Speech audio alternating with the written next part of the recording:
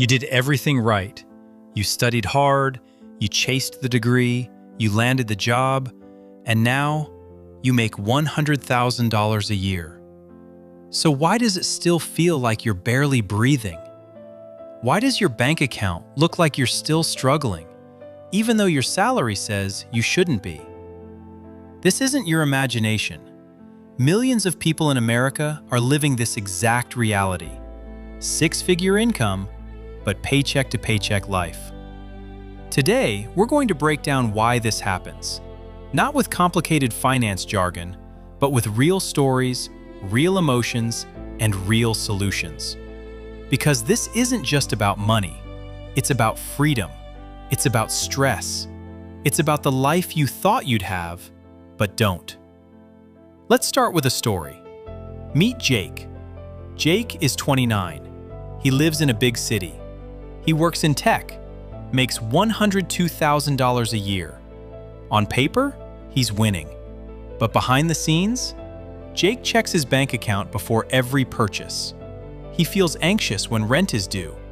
And saving money? That feels like a joke. So what happened? The problem started long before Jake got his job. It started with a belief. A belief many of us were taught growing up. If you earn enough money, your problems will go away. But here's the truth. Income alone does not create wealth. And no one really teaches you that. When Jake got his first big paycheck, something changed. Not overnight, but slowly. He upgraded his apartment, started ordering food more often, bought a nicer car. Nothing crazy, just small upgrades. But here's the trap.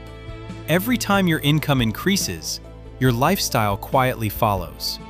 This is called lifestyle inflation, and it's one of the biggest reasons high earners stay broke.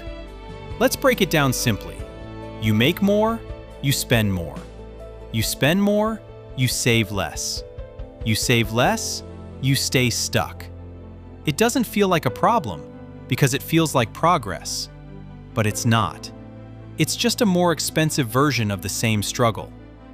Now let's talk about something people don't fully understand, where the money actually goes. Jake makes $100,000. Sounds amazing, right? But after taxes, he might take home around $70,000, sometimes less depending on the state. Then comes rent, $2,000 per month, car payment, $500, insurance, $200, groceries, $400, subscriptions, eating out, random spending, $800 plus. Suddenly, that big salary doesn't feel so big anymore. Here's the emotional truth.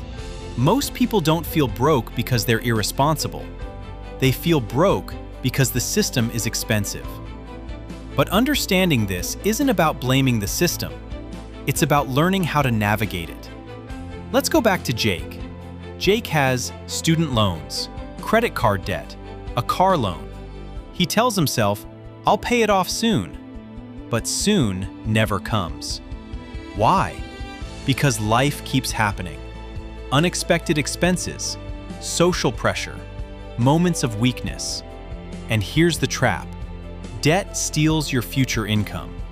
Every dollar you owe is a dollar you haven't even earned yet. And emotionally, debt is heavy. It creates stress, anxiety, and sometimes even shame. But here's what most people don't realize. Debt isn't just a financial problem. It's a behavioral pattern, and patterns can be changed.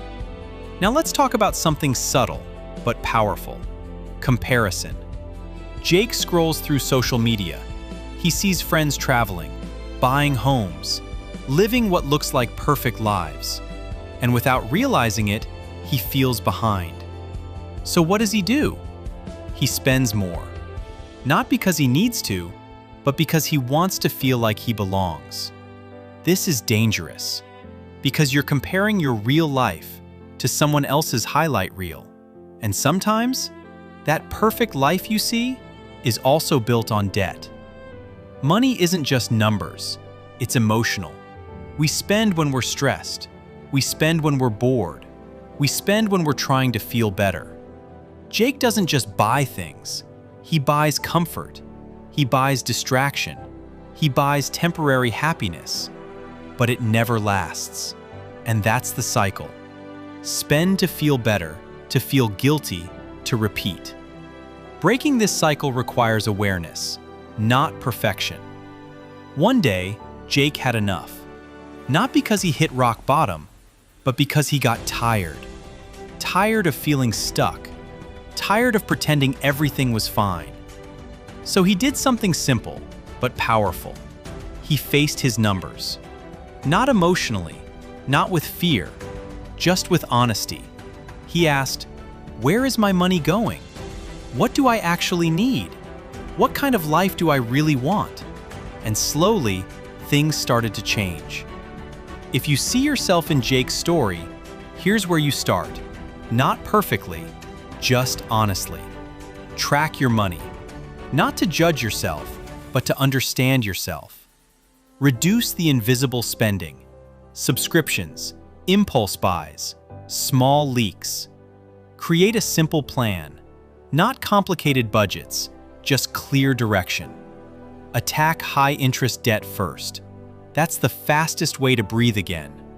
Define your version of enough, because if you don't, society will define it for you. Making $100,000 and feeling broke doesn't mean you failed.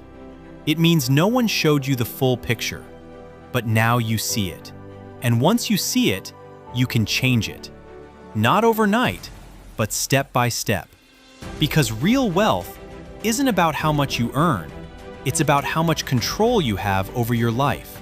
And that is something worth building. Start where you are. Change what you can. Build what matters. And maybe, just maybe, this time, the life you build will actually feel like yours.